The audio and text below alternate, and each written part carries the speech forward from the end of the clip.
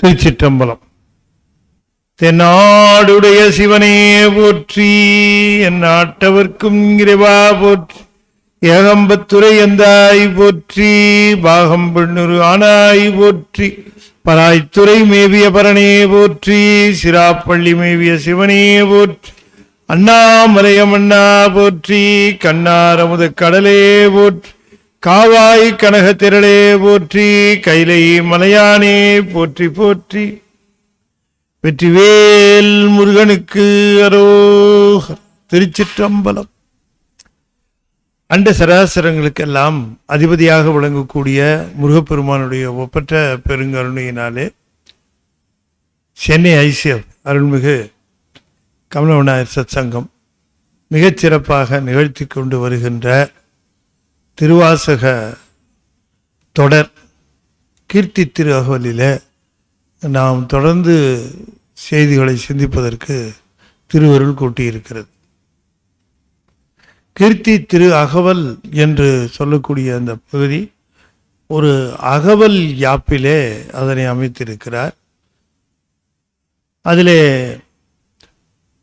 முதல் பாடலை சிவபுராணத்தை கலிவெண்பா என்றும் மீதி மூன்றையும் அகவற்பாக்கள் என்றும் தமிழ் இலக்கணம் தெரிந்தவர்கள் கூறுகிறார்கள். நான்கையுமே அகவல்கள் என்றும் கூறுகிறார்கள்.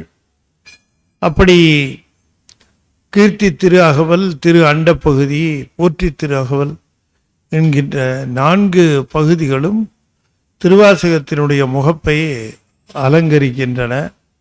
அதில் இந்த கீர்த்தி திரு அகவல் என்கிற பகுதியில் பெருமான் தனக்கும் பல்வேறு விதமான அடியார்களுக்கும் அருள் நலம் புரிந்ததை அவர் எடுத்து பேசியிருக்கிறார்.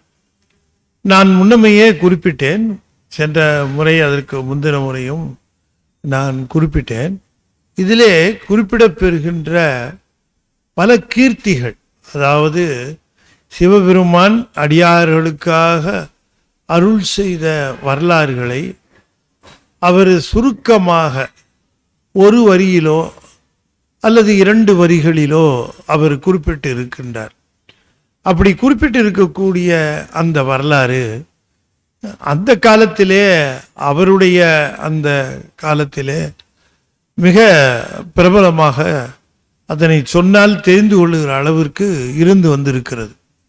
ஆனால் காலப்போக்கிலே சில வரலாறுகள் மறைந்து போயின. பார்க்க போனால் 13ஆம் நூற்றாண்டிலே தான் திருவிளையாடல் புராணமே நமக்கு பெரும்பற்ற புலியூர் நம்பி என்கிறவர் அருளி செய்திருக்கிறார்.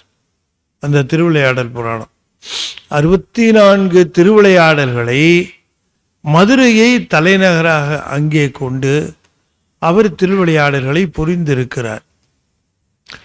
ஆகையினாலே அவர் தில்லையிலே செய்வது கூத்து, ஆலவாயில் செய்வது விளையாடல். இந்த திருவிளையாடல் என்று சொல்லப்படுகின்ற 64 திருவிளையாடல்களும் தமிழகத்திலே, தமிழ் பேசும் நல்லுலகத்திலே தமிழர்கள் சம்பந்தப்பட்ட நிகழ்வுகளாகத்தான் இருந்திருக்கின்றன. ஆனால் இந்த நிகழ்வுகளை பற்றிய ஒரு நூல் அப்படிங்கிறது நமக்கு 13ஆம் நூற்றாண்டு தான் கிடைக்குது. ஆலாஸ்மிய மகாத்மியம் அப்படின்னு ஏதோ ஒரு வடமொழி ஒரு நூல் இருக்கிறது. அது இந்த திருவிளையாடல்களை பற்றி பேசுகிறது. அதனுடைய மொழி பெயர்ப்பாகத்தான் ஆலாஸ்மிய மகாத்மியம் என்று சொல்லக்கூடிய அதனுடைய மொழிபெயர்ப்பாகத்தான் இந்த திருவிளையாடல் புராணம் சொல்லப்பெறுகிறது. அப்ப நமக்கு அது வடமொழியிலே முதல்ல எழுதப்பட்டு இருக்கிறது என்று சொல்லப்பெறுகிற பொழுது முதலிலே தமிழிலே தானே அது இருந்திருக்க வேண்டும். அந்த விளையாடல்கள் அது எப்படியோ ஒரு விதத்தில் நன்மைதான். என்ன என்றால், பதிவு செய்யப்படாமல் போனவற்றை அவர் பதிவு செய்து வைத்திருக்கிறார்கள். அது வடமொழியிலேயாவது அதனுடைய தமிழ் ஆக்கமாகத்தான் அதனுடைய தமிழ் ஆக்கமாகத்தான் 13ஆம் நூற்றாண்டிலே பெரும்பற்ற புலியூர் நம்பி ஒரு திருவிளையாடல் புராணத்தை அருளி செய்திருக்கிறார். பிறகு ஒரு 400 வருஷம் கழிச்சு பரஞ்சோதி முனிவர் என்று சொல்லக்கூடியவர் அவர் ஒரு திருவிளையாடல் புராணத்தை அருளி செய்கின்றார். அது பரஞ்சோதி முனிவருடைய திருவிளையாடல் புராணம் என்று வழங்கப்பெறுகிறது. இந்த இரண்டை தவிர இன்னும் ஒரு புராணம் வாதவூர் அடிகள் புராணம் என்கிற புராணம் கடவுள் மாமுனிவர் என்பவர் செய்திருக்கிறார். அந்த புராணமும் ஆலவாயிலே நம்முடைய சிவபெருமான் நிகழ்த்திய திருவிளையாடல்கள் அதிலே பேசப்பெறுகின்றன. இந்த 3 நூல்களும் தான் தமிழ் நூல்களாக திருவிளையாடல்களை பற்றி பேசுவன. ஆனால் இவை காலத்தால் பின்னாலே இருக்கக்கூடிய நூல்களாக விளங்குகின்றன. 3 நூல்களும் 64 விளையாடுகளை பேசினாலும் கூட அதில் நிறைய சில, அதாவது உதாரணமாக மணிவாசகருடைய வரலாற்றை சொல்லுகிற பொழுது நரி பரியான படலம், பரி நரியான படலம், ஞானோபதேசம் செய்த படலம் என்றெல்லாம் வருகிற அந்த படலங்களிலே நிரம்ப வேறுபாடுகள் ஒருவருக்கு ஒருவர் இருந்திருக்கிறது. ஆக இது ஒருபுறம் இருக்க, மணிவாசகர் சொல்லுகிற சில விஷயங்கள் இந்த 3 புராணங்களிலுமே காணப்படவில்லை. 3ம் திருவிளையாடல் புராணம்தான். மணிவாசகர் சொல்லுகிற திருவிளையாடல் அல்லது ஒரு கீர்த்தி அவரு 64 என்கிற கணக்கில் பேசியிருப்பாரா, அல்லது பல அருளாளர்கள் பல அடியார் பெருமக்களுக்கு அவர் செய்த அந்த ஒரு விளையாட்டு, அதாவது அருள் செய்யும் திறம், அதுதானே விளையாடல் என்பது என்ன? அருள் செய்யும் திறம். இந்த அருள் செய்யும் திறத்தை அவர் அடியார்களுக்கு உற்ற நேரத்திலே அவர்களுக்கு போய் அவர் செய்திருக்கிறார். அந்த உற்ற நேரம் அந்த காலத்தில் செய்திருக்கிறார். அப்படிப்பட்ட இந்த செய்திகளை, இந்த அடியார் பெருமக்களுக்காக அவர் செய்ததை அவருடைய கீர்த்தியாக, அவருடைய பெருமையாக எடுத்து பேசுகிறார். இப்ப இவர் சொல்லுகிற அந்த வரிசையில இந்த 3லையுமே இல்லை. அந்த வரிசையை சொல்லுகிறார். வரலாறுகள் இருக்கின்றன. சில வரலாறு சொல்லுகிறார். இப்ப சோழனை மடிவில் வீட்டிய படலம் அப்படின்னு ஒரு படலம் இருக்கிறது என்று சொன்னால் அது ஒரு திருவிளையாடல். அப்புறம் தண்ணீர் பந்தல் வைத்த படலம், அது ஒரு திருவிளையாடல். நரியை பரியாக்கிய படலம், அது ஒரு திருவிளையாடல். இப்படி இந்த மாதிரியான திருவிளையாடல்களை அந்த 3 வரலாறுகளும் பேசுகின்றன. நம்முடைய சாமியும் பேசுகிறார். ஆனால் சாமி பேசுகிற பல செய்திகள் திருவிளையாடல் புராணங்களிலே காணப்படவில்லை. அது என்ன, அதை குறிப்பிடுகிறார், எந்த வரலாற்றை குறிப்பிடுகிறார் என்பது நமக்கு தெரியாமல் இருக்கிறது. இதை பற்றி நான் சென்ற வகுப்பிலையும் அதற்கு முந்தைய வகுப்பிலையும் கூட உங்களுக்கு நான் சொல்லியிருக்கிறேன்.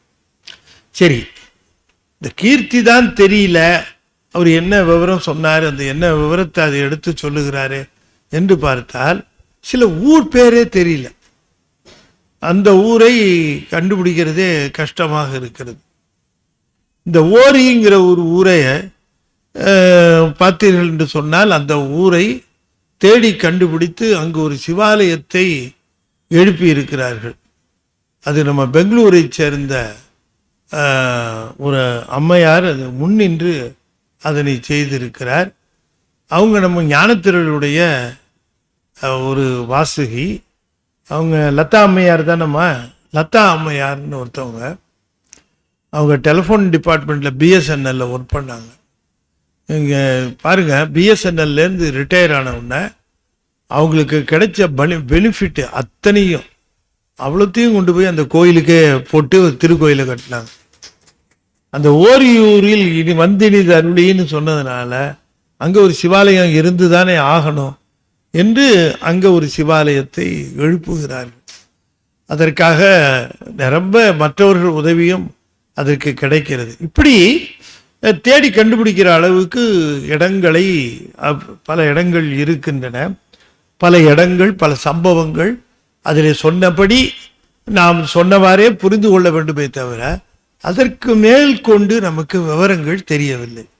அதுதான் ஆராய்ச்சியாளர்களும் கருதுகிறார்கள். ஆனால் அவர் குறிப்பிடுகிற காலத்திலே அது தெரிந்த வரலாறுகளாக இருந்திருக்க வேண்டும். நாளடைவிலே காலகட்டத்தில் அந்த வரலாறுகள் அறியப்படாமல் போயிருக்க வேண்டும். அது கொஞ்சம் கொஞ்சமாக விடுபட்டு போயிருக்க வேண்டும் என்பது தான் முடிந்த முடிவாக இருக்கிறது.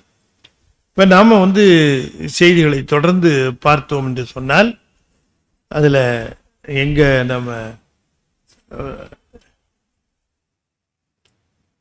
நம்முடைய அந்த ஓரி ஊரின் உகந்து நிது அருளி பார் எரும் பாலகன் ஆகிய பரிசும், இது திருவிளையாடல் புராணத்தில் இருக்கு.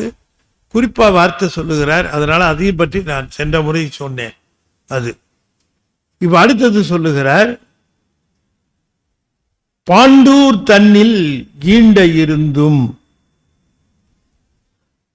பாண்டூர் என்று சொன்னால் ஒரு ஊரு, அதுல செறிவோடு இருந்திருக்கிறார், அல்லது நிறைய அடியார் கூட்டம் தரிசிக்கும்படியாக அந்த பாண்டூர் என்கிற ஊரிலே திருத்தலத்திலே அவர் வீற்றிருக்கிறார். இந்த அளவுக்குத்தான் அதை நம்ம சொல்ல முடிகிறது. அதற்கு மேல அதிலே அவர் என்ன, அது பாண்டூர்ங்கிற ஊர்ல சிறப்பாக இருக்கிறார் என்கிற அந்த செய்தி.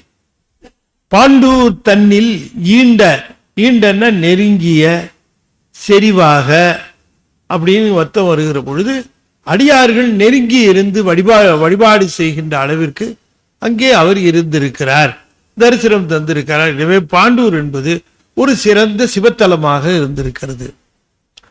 தேவூர் தென்பால் திகழ் தரு தீவில் கோவார் கோலம் கொண்ட கொள்கையும். இது என்ன சொல்லுகிறது என்று சொன்னால், தேவூர் என்று சொல்லுவது ராமேஸ்வரத்தை குறிக்கிறது. ராமேஸ்வரத்துக்கு தேவை என்கிற ஒரு பெயரே உண்டு. தாய்மான சுவாமிகள் மலைவளர் காதலி என்கிற அந்த பாடற் பகுதியில ராமேஸ்வரத்தை தேவை என்றே குறிப்பிடுகின்றார். அப்படி அந்த தேவூர் என்பது ராமேஸ்வரத்தை குறிக்கிறது. அப்படினாலே ராமேஸ்வரத்திற்கு தெற்காலே இருக்கக்கூடிய தீவு என்பது மிக நிச்சயமாக இலங்கை தீவை அது குறிக்கிறது. ஆகையினாலே அப்படி சொல்லுகிற பொழுது இலங்கை என்று சொல்லாமல் தேவூர் தென்பால் திகழ் தரு தீவில், சிறந்த அந்த தீவிலே கோவார் கோலம் கொண்ட கொள்கையும், அங்கே இருந்த ஒரு அந்த இலங்கையிலே ஆட்சி செய்து கொண்டிருந்த ஒரு ஈழத்து அரசன் பெருமான் மேல் மிக்க பக்தி கொண்டு நின்ற காரணத்தினாலே அவனுடைய பக்தியை மெச்சி தானே ஒரு அரச கோலம் கொண்டு அவனுக்கு அரச முறைகளை பற்றி எல்லாம் உபதேசம் செய்தார்.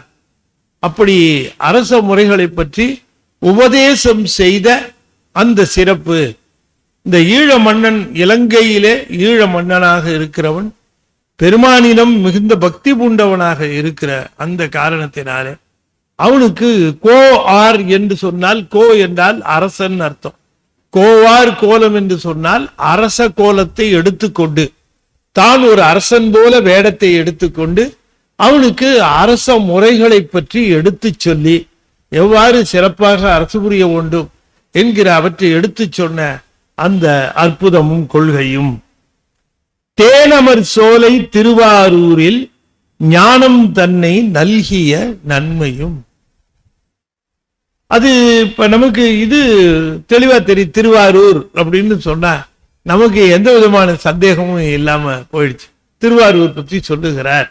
அந்த காலத்தில் இருந்து இந்த காலம் வரைக்கும் திருவாரூர் திருவாரூராகவே இருப்பது நாம் செய்த புண்ணியம் இல்லையா? இல்லையா? இல்லாட்டி திருச்சிராப்பள்ளி திருச்சி ஆகி போச்சு. அது என்ன, எந்த ஊரு இடம் திருச்சி? எனக்கே வெக்கமா இருக்கு. ஏன்னா என்ன ஊர் என்னன்னு கேட்டா, நான் திருச்சிராப்பள்ளி, திருச்சியை தானே சொல்றீங்கன்னு கேட்கிறான்.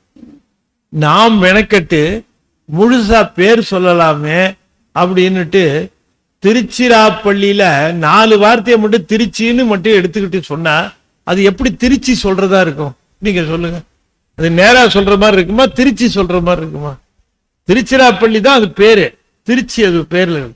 ஆனா என்ன ஆச்சு, இந்த முதல் 4 வார்த்தையை மட்டும், எழுத்துக்களை மட்டும் எடுத்துக்கிட்டு ராப்பள்ளியை விட்டுட்டான், திருச்சி அப்படின்னு வச்சுக்கிட்டான். அது ஒரு அர்த்தமே இல்லை. அந்த திருச்சிங்கிறதுக்கு ஒரு பொருள் இல்லை. ஒரு ஊர் பேருனா ஒரு பொருள் இருக்கு. திருவாரூர்னா ஒரு பொருள் இருக்கு. அங்க போய் நின்னா 6 ஊர்னு கேட்பாராம் சாமி. 6 ஊர் எந்த ஊரு அப்படின்னு கேட்பாராம் சாமி. எந்த ஊர்ப்பா அப்படின்னு கேட்கறாங்கல்ல போனவன. அதான் நம்மளை விசாரிப்பாரா சாமி. அப்படி ஞானம் அங்க தேனாவர் சோலை திருவாரூரில் நிரம்ப சோலைகள் சூழ்ந்தது திருவாரூர். அங்கே தேன் அடைகள் பொருந்திய மரங்கள் நிறைந்த சோலைகள் நிறைந்த திருவாரூரிலே ஞானம் தன்னை நல்கிய நன்மையும். அங்கே அடியார்கள் மிகவும் கூட்டம் கூட்டமாக விளங்குவதற்கு காரணம், அது அடியாருக்கு சிறப்பு பெற்றது காரணம், வீடு பேரு பெற வேண்டிய உணர்வை அங்கே நல்குவார். 6 ஊர்னு கேட்பாரு. நம்ம ஏதாவது ஊர் சொல்லணும், அதான் ஊரு. ஊர் அனந்தம்னு நம்முடைய தாய்மானவர் சொன்னார். ஊர் அனந்தம் பேர் அனந்தம் அப்படின்னாரு. உனக்கு ஒரு ஊர் சொல்லாத, நீ இப்ப இருக்கிற ஊரை மட்டும் சொல்லி என்ன பண்றது, உனக்கு ஊர் அனந்தம்னார், பேரும் அனந்தம்னார். அப்படி அந்த ஊர் அனந்தமாக இருக்கிற பொழுது உன் ஊர் எது, உன் பேர் எது என்று கேட்டால் அந்த ஊரையும் பேரையும் சொல்ல முடியாது. சாமி கிட்ட ஆரூர் என்ன பண்ணுவாராம், ஞானத்தை விளைவிப்பாராம் அங்கே போகிறவர்களுக்கெல்லாம். அந்த ஊர் எதுன்னு கேட்டவொடனே நம்முடைய ஊர் சிவலோகம்தான் நம்முடைய ஊர்.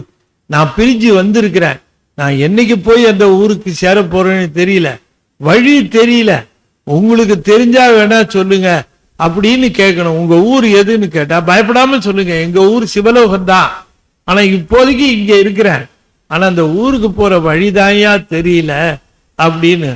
அவன் உடனே சிவலோகம் தானே, தினம் 10 பேர் போயிட்டு இருக்கிறாங்க எங்க ஊர்ல.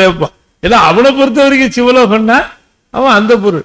நம்ம பொறுத்த வரைக்கும் சிவலோகம் என்பது இறப்பை குறிக்காது, இறப்பில்லா நிலையை குறிப்பதுதான் சிவலோகம். அவர்களுக்கு சிவலோகம்னா இறப்பை குறிக்கிற சொல்லாக போயிற்று, அறியாமையினாலே. திருவாரூர் போனா நமக்கு அந்த ஞானம் வருமா. அந்த ஞானம் என்னன்னா, பெருமானுடைய ஊர் தான் என் ஊரு, பெருமானுடைய கருணை தான் என்னை வாழ்விப்பது, அதனால தியாகேச பெருமானுடைய திருவடி நிழலிலே நான் என்றும் இருக்க வேண்டும் என்று அந்த ஞானம் தன்னை நல்கிய நன்மையும். அதனால யாருக்கு வேணா கொடுப்பார், அது ஒருத்தருக்கு 2 பேருக்கு இல்ல. அங்க திருவாரூர் போய் வழிபடுகின்ற அடியார்களுக்கு எல்லாருக்குமே அதை கொடுப்பாராம். அதனால அது அவருடைய கீர்த்தி அந்த ஊர்ல இருக்கிறது, ஞானம் தன்னை நல்குவதற்காக. இடையே மருது அதனில் ஈண்ட இருந்து படிம பாதம் வைத்த அப்பரிசும் அப்படின்னு குறிப்பிடுகின்றார். திருவிடை மருதூர் தெரிகிறது. அங்கே படிம பாதம் என்று சொன்னால் தன்னை ஒரு படிமமாக வைத்து அதை அடைகின்ற ஒரு இடமாக அடியார் பெருமக்களுக்கு வைத்திருக்கிறார் திருவிடை மருதூர் என்று குறிப்பிடுகின்றார். அதாவது படிமப்பாதம், படிமம்னா தெரியும் உங்களுக்கு, சிலைன்னு அர்த்தம். அதாவது உலோகத்தால செய்யப்பட்டுவது படிமம்னு சொல்லுவாங்க, கல்லினால செஞ்சாதான் சிலைன்னு சொல்லணும். இப்ப நம்ம உலோகத்தால செஞ்சாலே சிலைன்னு சொல்லுகிறோம், அது சரியான சொல்ல அல்ல. கல்லுல செஞ்சாதான் சிலை. அப்படி சிலை என்று சொன்னால், சிலை என்றாலே மலைன்னு அர்த்தம், அதுக்கு கல்லுன்னு அர்த்தம். கல்லினாலே செய்வதுதான் சிலை. இதுக்கு உலோகத்தால செய்தா அதுக்கு படிமம்னு பேரு. அப்ப படிமப்பாதம் வைத்த பரிசும் என்று சொன்னால் தன்னை ஒரு படிமத்திலே, தன்னை ஒரு வடிவத்திலே அங்கே வைத்து வருகின்றவர்களுக்கெல்லாம் அருள் செய்கின்ற திறனிலே விளங்குகிறார் சிவபெருமான் என்று திருவிடை மருதூர், அங்கே மகாலிங்க சுவாமியாக இருக்கிறார், அது உங்களுக்கு தெரியும். அப்படிப்பட்ட அந்த திருவிடை மருதூர் என்று சொல்லக்கூடிய அற்புதமான திருத்தலத்திலே அவர் அங்கே வீற்றிருக்கின்றார், படிமமாக வீற்றிருக்கிறார். வணங்குகின்றவர்களுக்கு அவர் பாதத்தை தருகின்ற தன்மையாக விளங்குகிறது என்று சொல்லுகிறார். அப்ப இவர் சொல்லுகிற பொழுது அந்த தலங்களாக எடுத்து குறிப்பிட்டு சொல்லுகிறார் பாருங்க. பாண்டூர், ஓரி, பாண்டூர், அப்புறம் திருவாரூர், அதுக்கப்புறம் திருவிடை மருதூர் என்று இப்படி ராமேஸ்வரம், அதுக்கப்புறம் இலங்கை, இந்த மாதிரி ஊர்களாக சொல்லிக் கொண்டு வருகிறார்.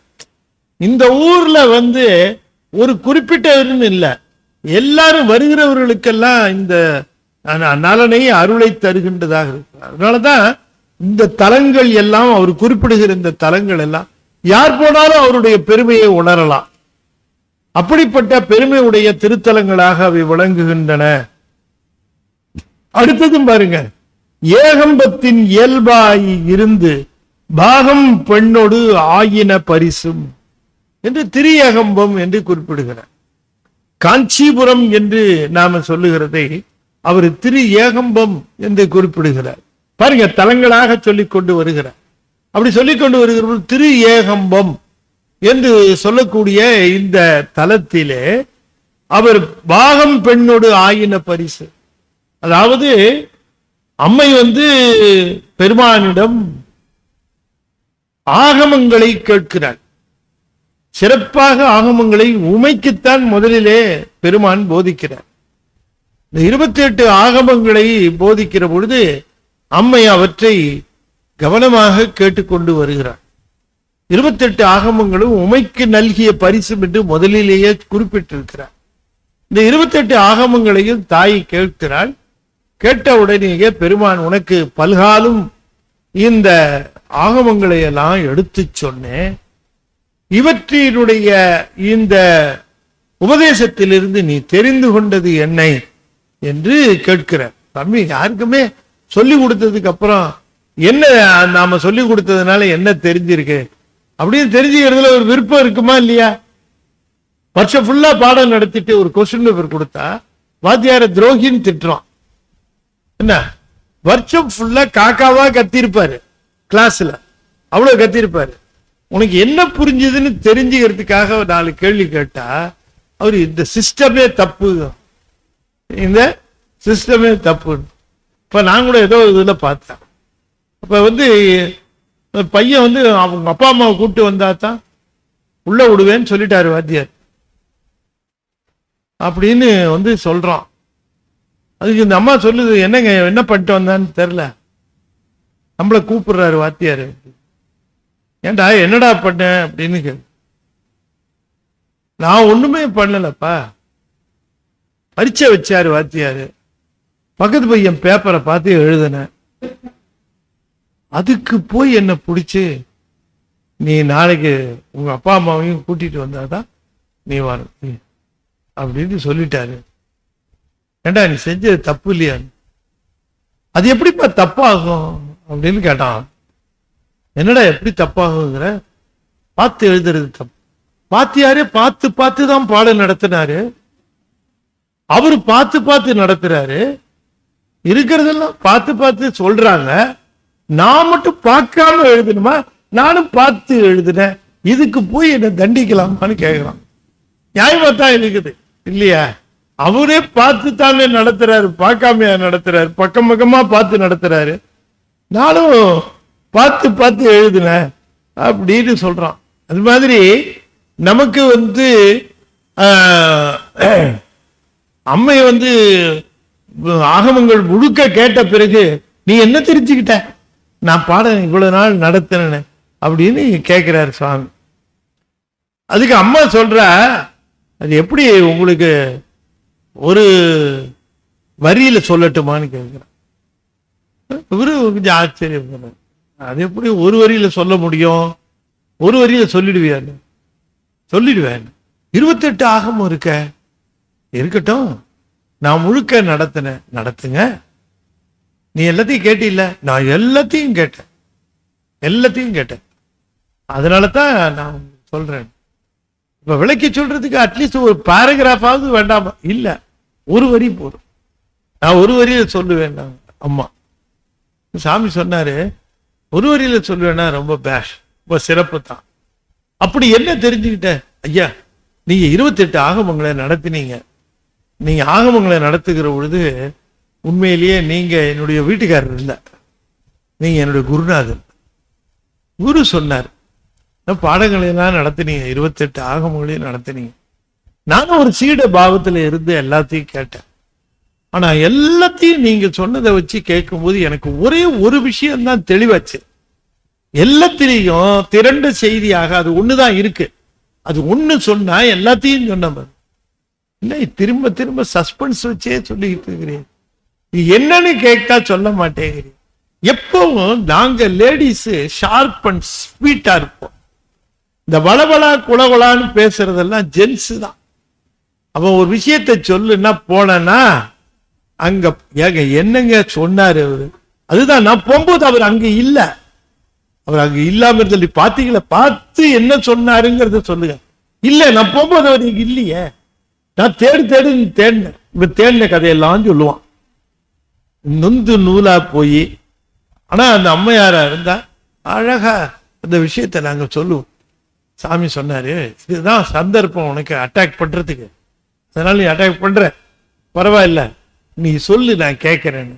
28 ஆகமங்களினுடைய சாராம்சம் ஒத்த வரியில சொல்றதுன்னா, சிவ பூஜைக்கு விஞ்சியது எதுவும் இல்லை,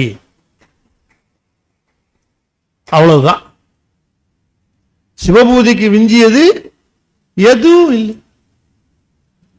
அதை எவ்வளவு அழுத்தம் திருத்தமா செய்யறோமோ அவ்வளவு சீக்கிரம் 6 வருஷம் 60 வருஷம் சிவ பூஜை பண்ணலாம். ஆனா எவ்வளவு அழுத்தம் திருத்தங்கிறதுக்கு தகுந்த மாதிரி அது.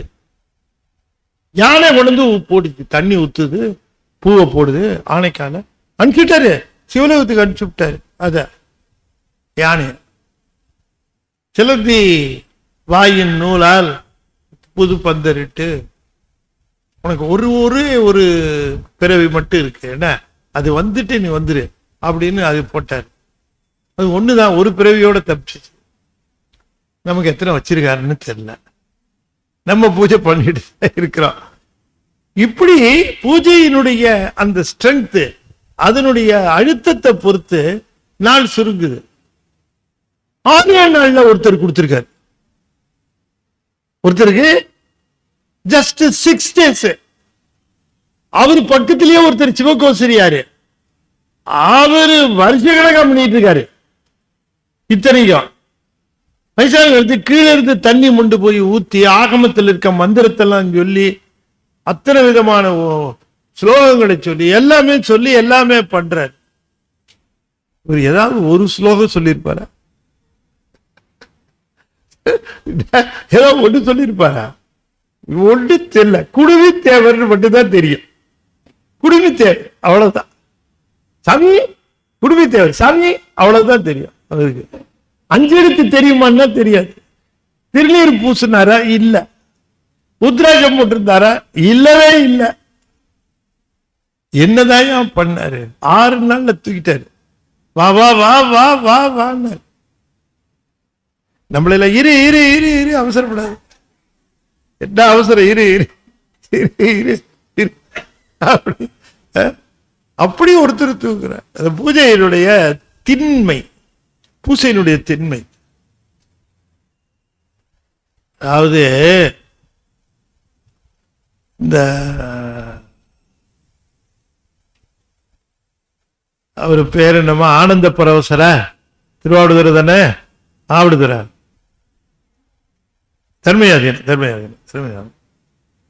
தர்மயாதீனத்தில் குருஞான சம்பந்தர் உடனே தாம் பதவி அடைஞ்சுட்டார். அவருக்கு அணுக்க இதா இருந்தவர் ஆனந்த பரவசர். அவருக்கு பட்டம், அவ்வளவுதான். அன்னைக்கு அவர் கிளம்பிட்டார்.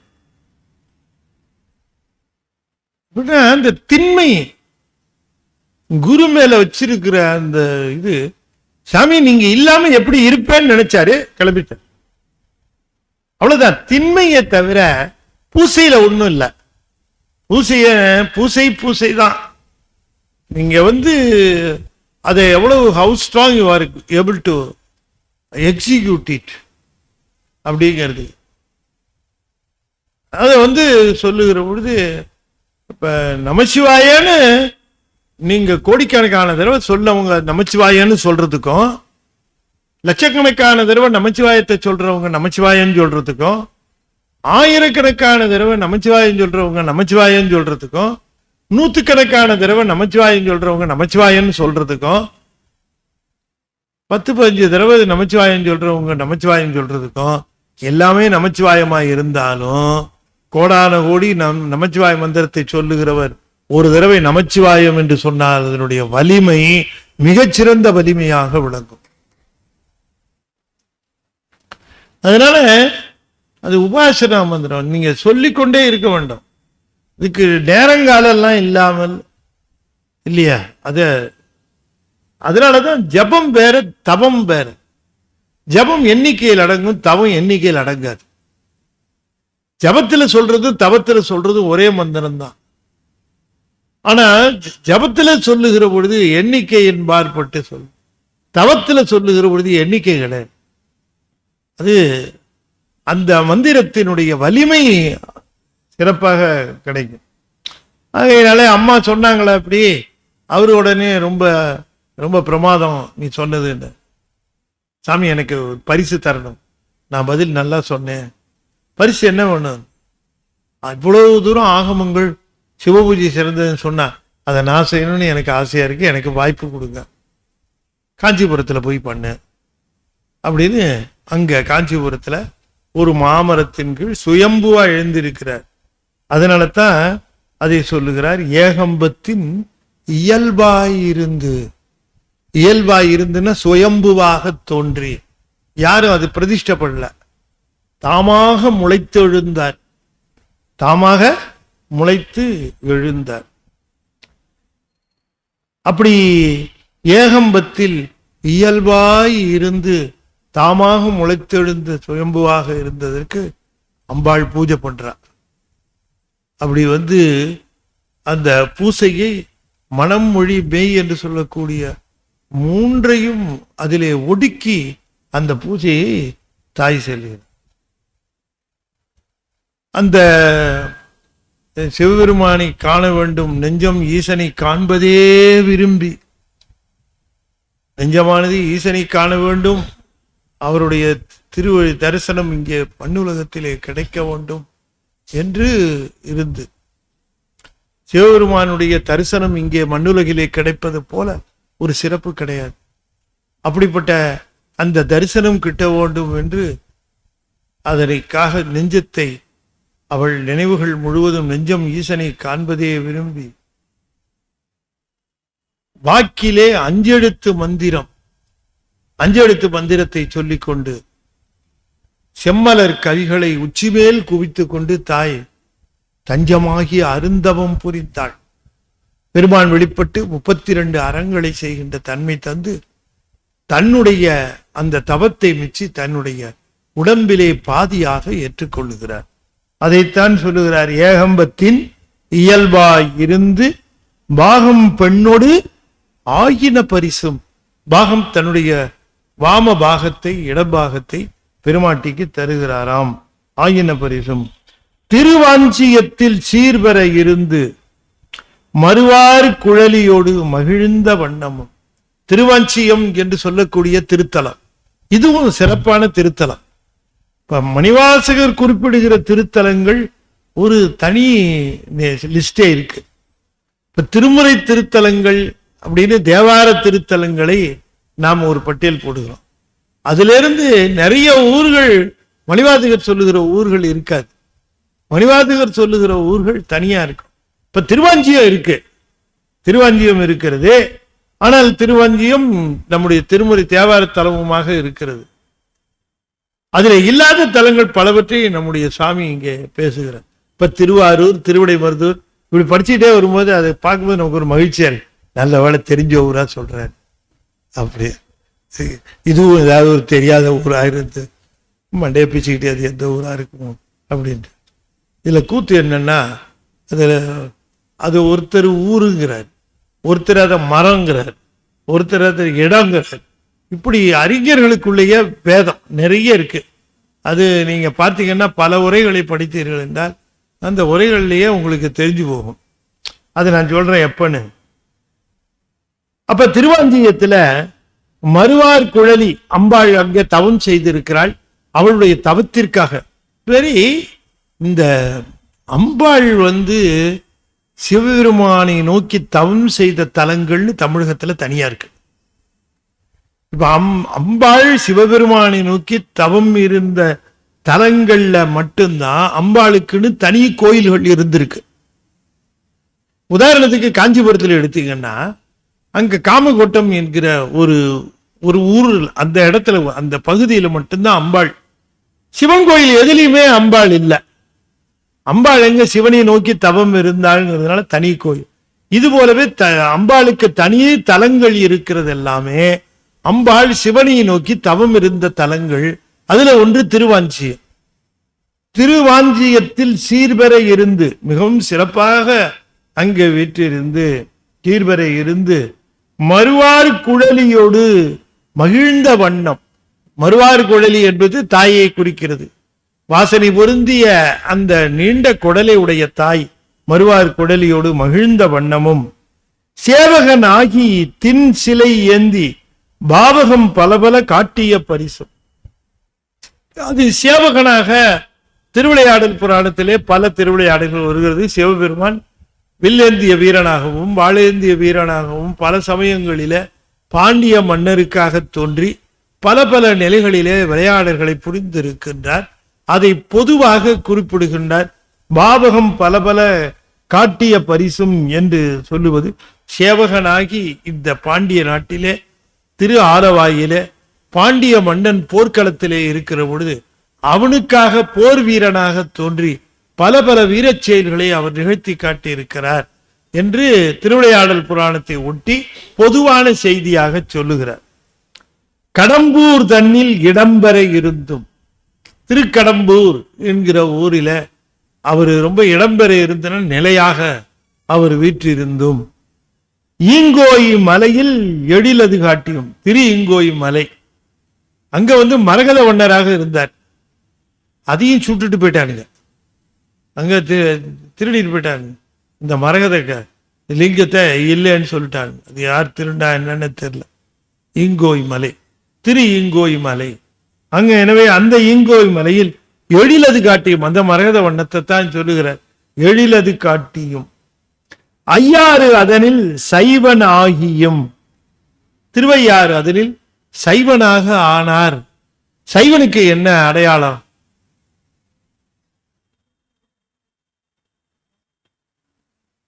சைவனுக்கு என்ன அடையாளம் சொல்லுங்க, சும்மா சொல்லுங்க.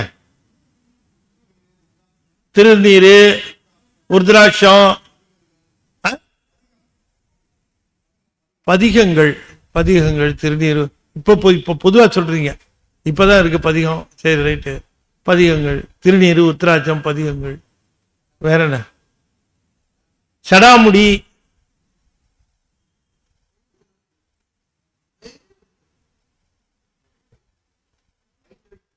ஐந்தெழுத்து, ஐந்தெழுத்து அப்படின்னு சொல்லி.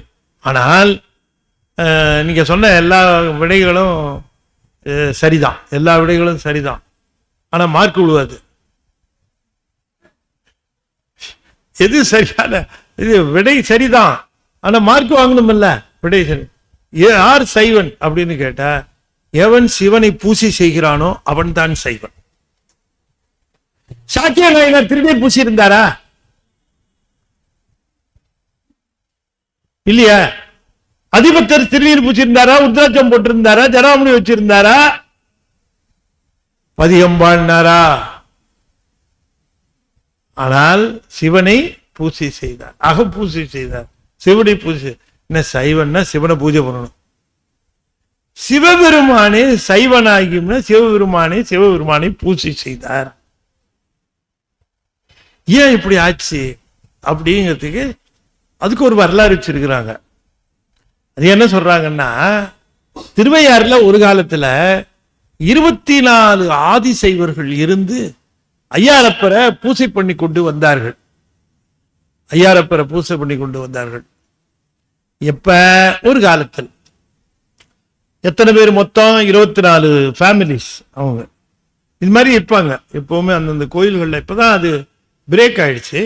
இப்ப எப்படி திருவெழிமலையில அது மாதிரி 300 அந்தனர், இப்ப இதுல 3000 அந்தனர், நம்ம சிதம்பரத்துல, இப்படி எல்லா இடங்கள்லயும் அவங்க ஒரு குழுவா இருந்து அவர்களுக்குள்ளேயே இருந்து அந்த சந்தது அது நிறைய சமயம் உடஞ்சி போச்சு.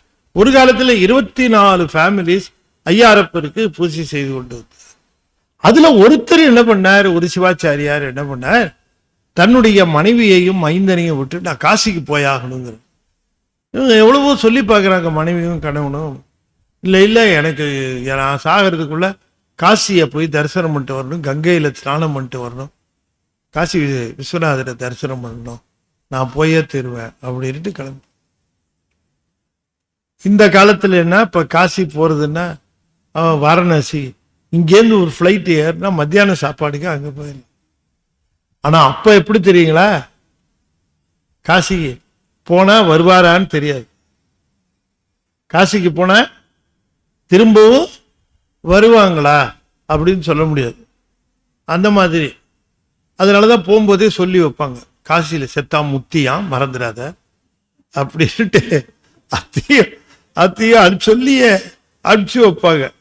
அவன் உண்மையில நல்ல இடத்துல சொல்றானா இல்லை எந்த இடத்துல சொல்றான்னு தெரியாது. ஆக இப்போ இவரு முடியாது, நான் காசி விஸ்வநாதரை தரிசனம் பண்ணிட்டு இந்த உயிர் இருக்கிறக்குள்ள நான் கங்கையில ஸ்நானம் மட்டும் தான் வருவேன் அப்படின்ட்டு கிளம்பிட்டார். அப்ப மீதி எத்தனை பேர் இருப்பாங்க, 23 பேர் முறை வச்சு பூஜை பண்றாங்க. அவரவர்களுக்கு சொந்தமான நிலங்கள் இருக்கு, அவரவர்களுக்கு சொந்தமான வருவாய் இருக்கு, நல்ல வசதியா சௌரியமா இருக்கக்கூடிய நிலை. அது ஒருத்தர் போன உடனே என்ன ஆயிடுச்சு, இந்த 23 பேரும் அவரு போய் ரொம்ப நாள் ஆச்சு, என்ன விவரம்னு தெரியல, இனிமேலும் திரும்பி வருவாராங்கிறதுக்கான சிம்டம்ஸ் எதுவும் இல்லை. அதுக்குள்ளேயே இவங்க என்ன பண்ணிட்டாங்க, கொஞ்சம் கொஞ்சமா அவருக்கு சொந்தமான அந்த காணிய இவங்க எல்லாரும் பகிர்ந்துக்கிட்டு அதனுடைய வருவாயை இவங்களே சாப்பிட ஆரம்பிச்சாங்க. இந்த அவருடைய மனைவியும் மைந்தனும் வறுமையில வாட ஆரம்பிச்சாங்க, கஷ்டப்பட ஆரம்பிச்சு. அவங்க போய் அவங்கள பார்த்து கேட்குறாங்க, இது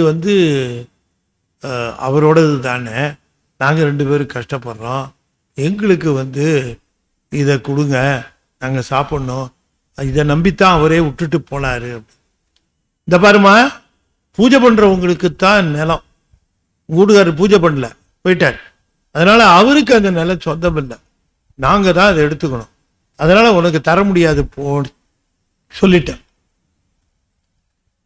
சரி, இப்ப அடுத்தது என்ன செய்யணும், இந்த அம்மா நேரா ஐயாரப்பட்ட போய் சொல்லிச்சு, சாமி என்ன சாமி இதுன்னு தினம் கண்ணீர் விட்டு அழுது சாப்பாட்டுக்கே கஷ்டப்பட்டு அந்த அம்மா அங்கேயும் இங்கேயுமா ஏதோ காலத்தை ஓட்டிட்டு ஒரு நாள் இவரு திரும்பி வந்துட்டார். யாரு, இந்த போனார சிவாச்சாரியாரு, அவர் வந்துட்டார். நல்ல நிறைய சொம்புகள்ல கங்கா ஜலம், அப்புறம் விசேஷ பிரசாதங்கள் எல்லாத்தையும் எடுத்துக்கிட்டு வந்துட்டார். வந்தா இவங்க 2 பேருக்கும் மகிழ்ச்சி தாங்கலை. ஐயாரப்பரை வேண்டதனுடைய புண்ணியம் நீங்க வந்துட்டீங்க. அவரு போய் மனைவியும் பையனும் கஷ்டப்படுறத பார்த்துட்டு என்ன சமாச்சாரம், இவரு அவங்க கிட்ட போய் நிக்கிறார். என்ன இப்படி, இல்ல இல்ல பத்திரமா இருக்கட்டும்னு வச்சிருந்தோம், அவங்க ஏதாவது ஊதாரித்தனமா செலவு பண்ணுவாங்கன்ட்டு தோருக்கு இந்தான்னு கொடுத்துட்டாங்க. அவங்களும் சந்தோஷமா அதை வாங்கிக்கிட்டு மகிழ்ச்சியா அதை மீட்டு எடுத்துட்டு இவரு கங்கையிலேருந்து கொண்டு வந்த ஜலத்தை எடுத்து சுவாமிக்கு அபிஷேகம் பண்ணி ஸ்பெஷல் பூஜையெல்லாம் பண்றார். சாதாரணமாக ஐயாறுல இருந்து தான் தண்ணி எடுத்துட்டு பூஜை பண்ணணும், இவர் கங்கையில இருந்தே ஜலம் எடுத்துட்டு அதை பூஜை பண்றார். ரொம்ப சிறப்பா நடக்குது. நிறைய கலசம் கொண்டதுனால தினம் அதுலயே சாமி கங்கை நீர்லயே குளிக்க, இவர் பூஜை பண்றதை பார்க்கறதுக்கு மக்கள்லாம் அவ்வளவு சந்தோஷப்பட்டு அவ்வளவு பண்றாங்க. இப்படியே நாள் போயிட்டு இருந்தது. திடீர்னு பார்த்தா ஒரு நாள் அந்த போன அந்த 24வது அந்த திரும்ப ஒருத்தர் வர்றார். என்னடா இது, ஏற்கனவே சிவாச்சாரியர் வந்துட்டு இவரு நிறைய சொம்பெல்லாம் எடுத்துக்கிட்டு நிறைய இதெல்லாம் எடுத்துக்கிட்டு இவரு வர்றார். இவங்களுக்கு ஒன்றும் புரியல.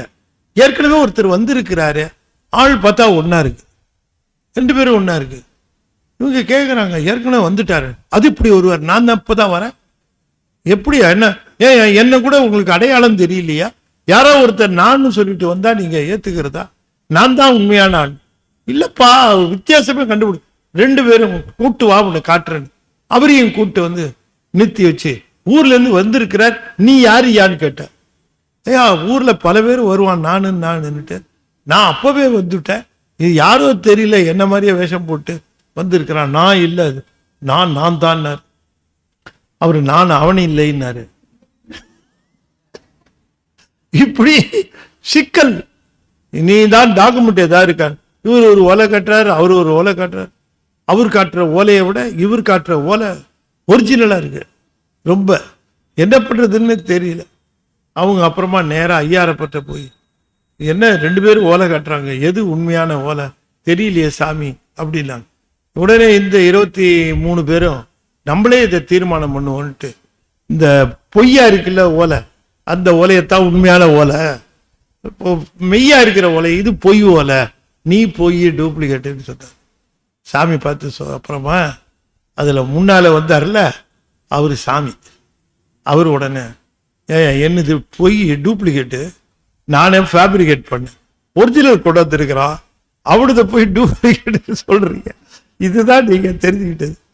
நாம் பெருமானுடைய அந்த பெண்ணினுடைய கருணைக்காக அவளை ரட்சிக்க வேண்டும் என்பதற்காக நாம் வந்தோம் என்று. சாமி இத்தனை நாள் பூஜை பண்ணது நீங்க தானே? ஆமா நாமே தான். சைவன்னு வேடம் போட்டுட்டா சிவ பூஜை பண்ணி ஆகணும், அதனால நாம் சிவ பூஜை செய்தோம்னு மறைஞ்சு விட்டார். அதைத்தான் சொல்லுகிறார். அதை மணிவாசகர் நினைந்து ஐயார் அதனில் சைவன் ஆகியும் என்று சொல்லுகிறார். ஐயார் அதனில் சைவனாகியும் துருத்தி தன்னில் அருத்தியோடு இருந்தும். திருத்துருத்தி அப்படிங்கிற ஒரு தலம், அந்த திருத்துருத்திங்கிற தலத்துல அப்ப சாமி காலத்துல துருத்தின்னா துருத்தியாவே இருந்தது. இப்பதான் துருத்தின்னா ஆற்றிடை குறைன்னு பேரு, சுத்தி ஆறு ஓடும். இப்ப வேள்விக்குடியும் திருத்துருத்தியும் ஒன்னா இருக்கு. காவிரி ஆறு கரையில தான் இருக்கே தவிர சுத்தி இல்லை. முன்ன அப்படி இல்லை. துருத்திரி என்பது ஆற்றிடை குறையாகவே இருந்தது. துருத்தி என்றால் ஆற்றிடை குறைன்னு பேரு. ஆற்றிடை குறை என்று சொன்னால் ஒரு ஆறு வளைந்து சுற்றி ஓடி நடுவுல ஒரு பகுதி மட்டும் இருக்கிறது. அந்த மாதிரி இப்ப கடல் சுற்றி இருந்தால் அதுக்கு தீவுன்னு பேரு, ஆறு சுற்றி இருந்தா அதுக்கு துருத்தின்னு பேரு. அது துருத்தி அப்படின்னு. அந்த திருத்துருத்தி என்று சொல்லக்கூடிய தலம் பாருங்க, மணிவாசகர் காலம் ரொம்ப பழசு. 1-3 இருக்குங்கிறது அடிப்படையா நாம தெரிந்து கொள்ள வேண்டியது. ஏன்னா அவர் சொல்லுகிற பல விஷயங்கள் எல்லாம் இப்ப இல்லை, நிறைய விஷயங்கள். அப்ப துருத்திய அவர் குறிப்பிடுகிறார்னா அது ரொம்ப பழமையான தலம். அவர் சொல்லுகிற தலங்கள் எல்லாம் ரொம்ப பழமையான தலங்கள் என்பது நமக்கு தெரிகிறது. எனவே துருத்தி தன்னில் அருத்தி அப்படின்னா ஆசையோட, ரொம்ப விருப்பம். அருத்தினா விருப்பம்னு அர்த்தம். அருத்தியோடு இருந்தும் திருப்பனையூரில் விருப்பனாகியும். திருப்பனையூர் என்கிற ஊர்ல ரொம்ப விருப்பமுடையவனாக, அதுல ஆசை உடையவனாக, இதுல விருப்பமுடையவனாக. இதெல்லாம் அவன் வீட்டில் இருக்கிற தலங்கள், நீங்கள் சென்று தரிசனம் செய்ய வேண்டும். இந்த தலங்கள்ல யார் போனாலும் அவர் அருள் கொடுக்கிறார். அதுதான் அவருடைய கீர்த்தி. இந்த தலங்களிலே அவர் சிறந்து விளங்குகிறார். இது அவருடைய கீர்த்தி என்று குறிப்பிடுகின்றார். கழுமலம் அதனில் காட்சி கொடுத்தும். திருக்கழுமலம் என்று சொல்லக்கூடிய திருத்தலத்திலே அவர் காட்சி கொடுத்தார் என்று குறிப்பிடுகிறார். இப்ப காட்சி கொடுத்தது அடியார்களுக்கு கொடுத்தாரா, அல்லது மணிவாசகருக்கு கொடுத்தாரா, அல்லது யாருக்கு கொடுத்தார் அப்படிங்கிறது விவரம் இல்லை. கழுமல மதலில் காட்சி கொடுத்தும். ஆனா நமக்கு தெரிகிற ஒரு காட்சி என்ன, கழுமல மதலில் அப்படின்னு சொன்னா, திருக்கழுமலம் என்கிற ஊர்ல சீர்காழி கிட்ட கழுமலங்கிற ஊர்கிட்ட வருகிற பொழுது சுந்தரமூர்த்தி சுவாமிகள் உள்ள போக மாட்டேன்ட்டாரு. பிள்ளையார் திரு அவதாரம் செய்த புகலியில் உள்ளும் நான் மிதியேன் என்று ஊர் எல்லை புறம் வணங்கி வள்ளலார் வலமாக வரும் பொழுது என்ன பண்ணாரா, மால் விடை கொள்ளும் பெருமானும் எதிர்காட்சி கொடுத்தருள. எதிர்காட்சி கொடுத்தருள. கழுமல மதனில் காட்சி கொடுத்துங்கிறது நமக்கு பெரிய புராணத்துல வருகிறது இந்த செய்தி. ஆனால் இந்த செய்தியை நிச்சயமாக மணிவாசகர் குறிப்பிட்டிருக்க வாய்ப்பு இல்லை. ஆனால் அவர் குறிப்பிட்ட காட்சி கழுமலத்துல எப்படி சுந்தரருக்கு காட்சி கொடுத்தாரோ அது போல யாருக்கோ காட்சி கொடுத்திருப்பார். ஒருவேளை மணிவாசகரே கழுமலம் போயிட்டு தான் வந்திருக்கிறார் என்று அவருடைய பயணத்துல வரலாற்றிலேயும் சொல்லுகிறார்கள். எனவே கழுமலம் அதனில் காட்சி கொடுத்து நல்ல தெளிவாக தெரிந்து கொள்ளுங்கள். கீர்த்தி திரு அகவல் என்பது அவருடைய ஆன்மீக பயணத்தின் நிறைவிலே பாடியது. அதுதான் நான் திரும்பவும் சொல்லுகிறேன். அவர் திருப்பெருந்துறையிலே இதனை பாடினார் என்று நாம் எண்ணக்கூடாது. அது முடிச்சிட்டு எல்லா விஷயங்களையும் சொல்லுகிறார். அதுல எத்தனையோ விஷயங்களை சொல்லுகிறார். அந்த விஷயங்கள் எல்லாம் திருப்பெருந்துறையிலே முடிந்து போய் அதற்கு அப்புறமாக நடந்த விஷயங்களை எல்லாவற்றையுமே குறிப்பிட்டு பேசுகிறார். ஆகையினாலே அவரு திருப்பெருந்துறையிலே இதனை அருளி செய்திருக்க வாய்ப்பு இல்லை. இது அநேகமாக தில்லையிலே இருக்கிற பொழுது என்னென்னலாம் அவர் அருளிப்பாடு செய்திருக்கிறார், அடியார்களுக்கும் தனக்கும் அவர் என்னென்ன செய்திருக்கிறார் என்பதை எண்ணி பார்க்கும் முகமாக அதனை செய்திருக்கிறார். கழுக்குன்று அதனில் வழுக்காது இருந்தும், வழுக்காது என்று சொன்னால் மறக்காது, திருக்கழுக்குன்றத்திலே மறவாமல் அங்கே இருந்தார் என்றால் தொடர்ந்து அங்கே திருக்கழுக்குன்றம் என்கிற ஊரிலே சிறப்பாக இருந்தார். புறம்பயம் அதனில் அறம்பல அருளியும், எல்லா தலங்களாக சொல்லுகிறார். இதுல ஒரு பெரிய விசேஷம் என்னன்னா, முன்ன சொன்ன மாதிரியே இந்த தலங்கள்லாம் நமக்கு தெரிந்த தலங்களாக இருக்கின்றன. இப்ப திருக்கழுக்குன்றம், கழுக்குன்றம் பாருங்க, அப்போ பழமையான தலம்.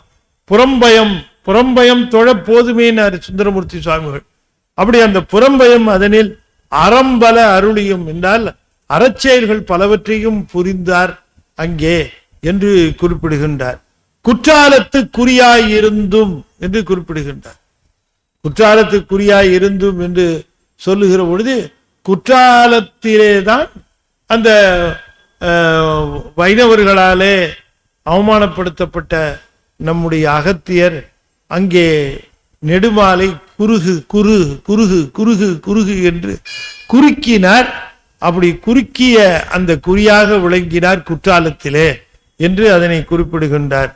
அந்தமில் பெருமை அடலுரு கறந்து சுந்தர வேடத்து ஒரு முதல் உருவு கொண்டு இந்திர ஞானம் போல வந்து அருளி எவ்வவர் தன்மையும் தன்மையின் படுத்து தானே ஆகிய தயாபரன் எம்மிரை என்று குறிப்பிடுகிறார். இந்த வரிகள் ஒரு வரலாற்றை சொல்லுகிறது என்பது மரமலை அடிகள் போன்றவர்களுடைய கருத்து. இது ஒரு வரலாற்றை சொல்லுகிறது. இப்ப அரணி வடிவேலார் போன்றவர்கள் எல்லாம் இதுக்கு பொதுவாக பொருளை சொல்லிவிட்டு போய்விட்டார்கள். அதுல என்ன சொல்லுகிறார்? அந்தமில் பெருமை அடல் உரு கறந்து. பெருமானுக்கு என்ன உருவம்? அவருடைய திருமேனி எப்படிப்பட்ட திருமேனி?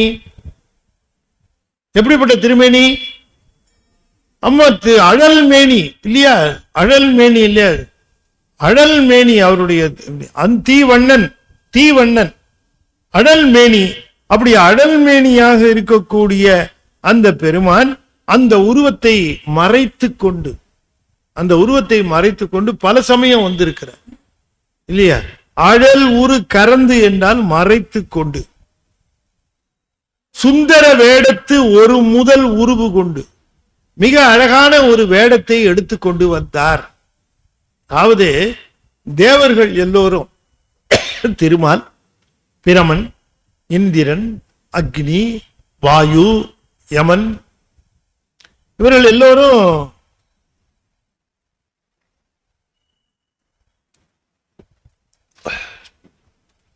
ரொம்ப பெருமையோடு அவர்கள் பேசிக் கொண்டிருக்கிறார்கள். காரணம் என்ன அப்படின்னு கேட்கிற பொழுது, ஒரு அசுரனை அவர்கள் எல்லோரும் சேர்ந்து போரிலே கொன்று விட்டார்கள். அப்ப போரிலே கொன்ற உடனேயே அந்த போரிலே வெற்றி பெற்ற அந்த வெற்றியை அவர்கள் எல்லாம் கொண்டாடும் விதமாக இந்திரன் ஒரு ட்ரீட் கொடுத்தான். ட்ரீட் கொடுக்கறதுன்னா இந்திரனுக்கு தான் தெரியும், மித்தவங்கெல்லாம் அவ்வளவு தெரியாது. ஏன்னா இந்திரன்ட்ட ஊர்வசி இருக்கா, ரம்ப இருக்கா, மேனக இருக்கிறா, அங்கெல்லாம் இருக்கிறாங்க. அவனுக்கு வசதி இருக்கு, சௌரியம் இருக்கு. பிரம்மா அவரு என்ன பண்ணுவார்? அவரு தாத்தா, அவரு அங்க ஒன்றும் அவர் ஏற்பாடு போனதான் கலந்துக்குவார், அவ்வளவுதான். அது மாதிரிதான் திருமால், அவரும் கொஞ்சம் இவங்கெல்லாம் இந்திரன் கொஞ்சம் சிறப்பா இந்த ட்ரீட்டை ஏற்பாடு பண்ணி, ஆளாளுக்கு ட்ரீட் ஏற்பாடு பண்ணி விழாவை கொண்டாடுகிற பொழுது எப்படி இருப்பாங்க சொல்லு. வெற்றி விழாவை கொண்டாடுகிற பொழுது ஒருத்தருக்கும் தலையில இருக்காது, கீழே இருக்கும் இல்லையா? காலு மேல இருக்கு. அது சொல்ல தலைகீழா நிக்கிறான்னு சொல்றாங்கல்ல, தலைகீழா நிக்கிற கர்வம் தலைக்கீறிடும்.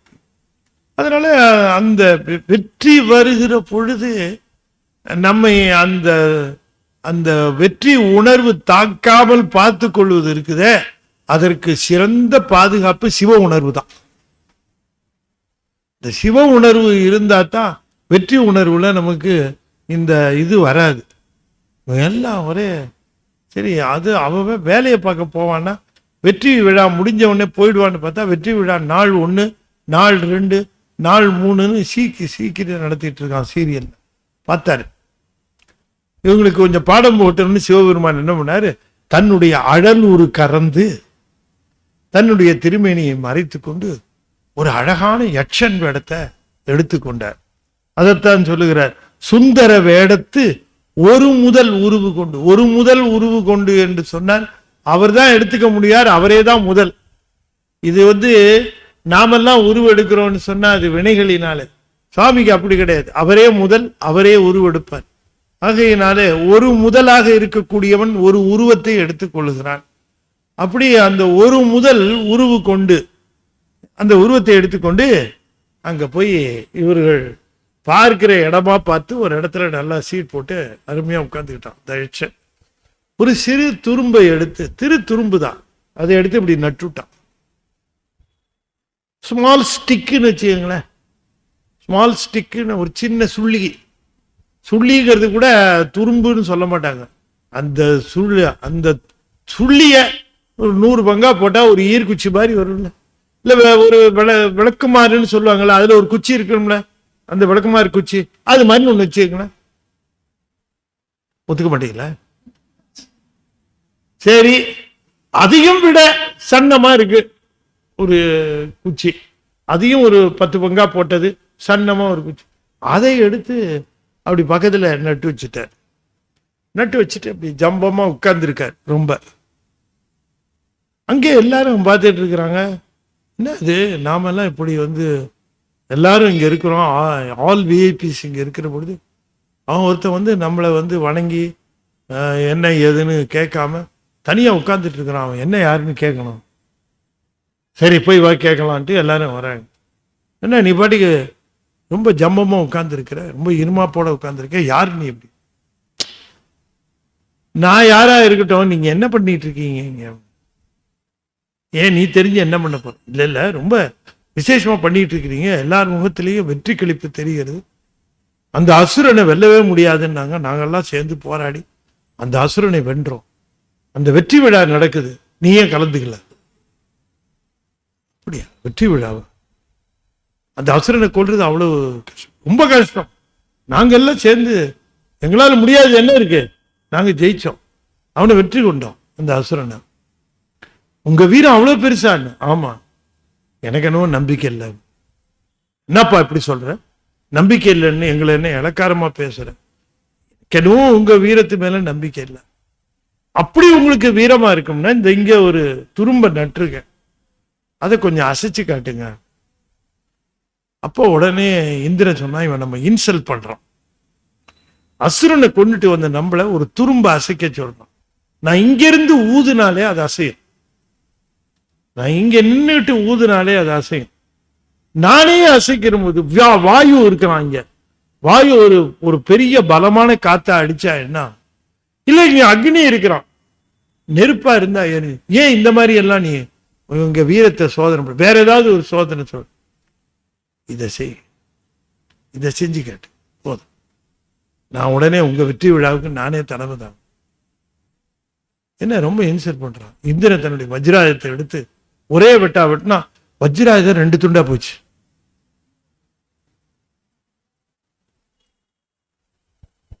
ரொம்ப நாள் ஆச்சு வஜ்ராயுதம் செஞ்சு, ஓல்ட் ஆயிடுச்சு போல இருங்க. வாயு நீ ஏதாவது பொண்ணு புஷ்ன்னு காத்தடிச்சா அது அப்படியே நிக்குது, நெருப்பு எரிக்குது நிக்குது, ஒருத்தர் ஒண்ணும் பண்ண முடியல. என்ன இந்த துரும்ப நம்மால அசைக்க முடியல அப்படின்னு எல்லாரும் வெக்கப்பட்டு தலை குனிஞ்ச பொழுது அந்த யட்சன் மறைந்துட்டான். அம்பாள் தோணி சொன்னா, நீங்கெல்லாம் இங்க பார்த்த யட்சன் வேற யாரும் இல்ல, சிவபெருமான் தான் வந்திருந்தார். நீங்க ஒரு துரும்ப உங்களால் அசைக்க முடியல, அசுரனை உங்களால் கொண்டு இருக்க முடியுமா? எல்லா வெற்றியும் சிவபெருமான் கொடுக்கிற ஆற்றலால தான் முடியும். நான் ஒரு வெற்றி பெற்றிருக்கிறேன் என்று சொன்னால் அந்த வெற்றி சிவபெருமானுடைய திருவருளினாலே நிகழ்ந்தது, அவர் எனக்கு தந்த ஆற்றலினாலே நிகழ்ந்தது என்றுதான் தெரிய வேண்டுமே தவிர நானே அதை செய்தேன் என்று எண்ணுவது ஆணவம் என்று தாய் கூறினாள். அவர்கள் எல்லோரும் உணர்ந்தார்களாம். அதைத்தான் இங்கே சொல்லுகிறார். அந்தமில் பெருமை அழல் உருக்கரந்து சுந்தர வேடத்து ஒரு முதல் உருவு கொண்டு இந்திரே ஞானம் போல வந்தருளி எவ்வவர் தன்னையும் தன்மையின் படுத்து, எல்லாருடைய திறமைகளையும் எவ்வவர் தன்மையும், இந்திரனாகட்டும், திருமாலாகட்டும், பிரம்மனாகட்டும், அவரவர்களுக்கு இருக்கக்கூடிய வல்லமை யாரு தந்த வல்லமை? அவர்கள் தன்னுடைய வல்லமை என்று கருதுகிறார், மறந்து போய்விடுகிறார். அந்த வல்லமை தமக்கு இயல்பாக இருப்பதல்ல, சிவபெருமான் தருவதனால். இந்த உயிர் இருக்கே இந்த உடம்பை இயக்குகிறது என்று நிறைய பேர் நினைக்கிறார்கள். இல்ல, உடம்பை இயக்கக்கூடிய வல்லமை உயிருக்கு கிடையாது. அந்த வல்லமை உயிருக்கு இல்லை. உடம்பை இயக்குகிற உயிர் அந்த வல்லமையை சிவத்திடமிருந்து பெறுகிறது. சிவம் அந்த வல்லமையை தருமானால் இந்த உயிரானது அந்த உடம்பை இயக்குகிறது. உயிர் தான் இயக்குகிறதுன்னு வச்சுக்கிட்டா எப்பவும் இயக்க வேண்டியது தானே. ஏன் வயசான முடியல, ஏன் உடம்பு சரியில்லைன்னா முடியல? உயிர் தானே இயக்குது. அப்ப என்ன காரணம் என்று ஆற்றலை நிறுத்தி கொள்ளுகிறான். உடம்பிலே பிடி என்பது என்ன என்று கேட்டால், சிவபெருமான் தன்னுடைய உயிருக்கு தருகிற ஆற்றலை குறைத்து கொள்ளுகிறான், அதனை நினைவுபடுத்துகிறான் என்று பொருள். அதை நாம் தெரிந்து கொள்ள வேண்டும். ஆகையினால அந்த ஆற்றல் சிவபெருமான் தருகிற ஆற்றல். எவ்வவர் தன்மையும் தன்மையின் படுத்து தானே ஆகிய தயாபரன், அவன் ஒருவனே முதல்வன், அவனே முழுமுதற் பொருள் என்று ஆகிய அந்த தயாபரன் அவன் யார் என்று கேட்டால் எம் இறை, எங்க தலைவன், எங்க கடவுள் என்று குறிப்பிடுகின்றார். அதே போல சொல்லுகிறார், சந்திர தீபத்து சாத்திரன் ஆகி. சந்திர தீபம்ங்கிறது ஒரு தீவாக இருக்க வேண்டும் அல்லது ஒரு ஊராக இருக்க வேண்டும்.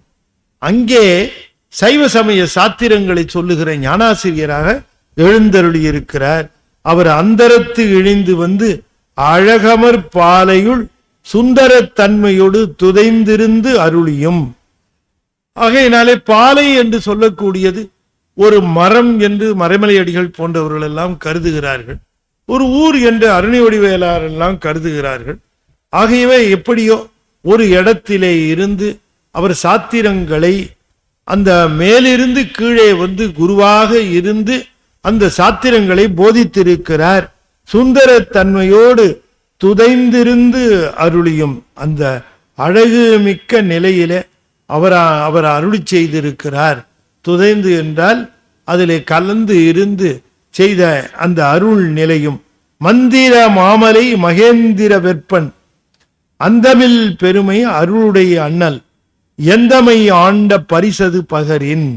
மந்திர மாமலை மகேந்திர வெற்பன், மந்திர மாமலை மகேந்திர வெற்பன் என்று சொன்னால் மந்திர மலையிலே அங்கே ஆகமங்களை, மந்திர மாமலையிலே மறை என்று சொன்னால் இங்கே சொல்லுகிற அந்த அந்தமில் பெருமை அருளுடைய அண்ணல் மந்திர மாமலை மகேந்திர வெற்பன், மகேந்திர மலையை தனக்கு மலையாக உடையவன் அவன்.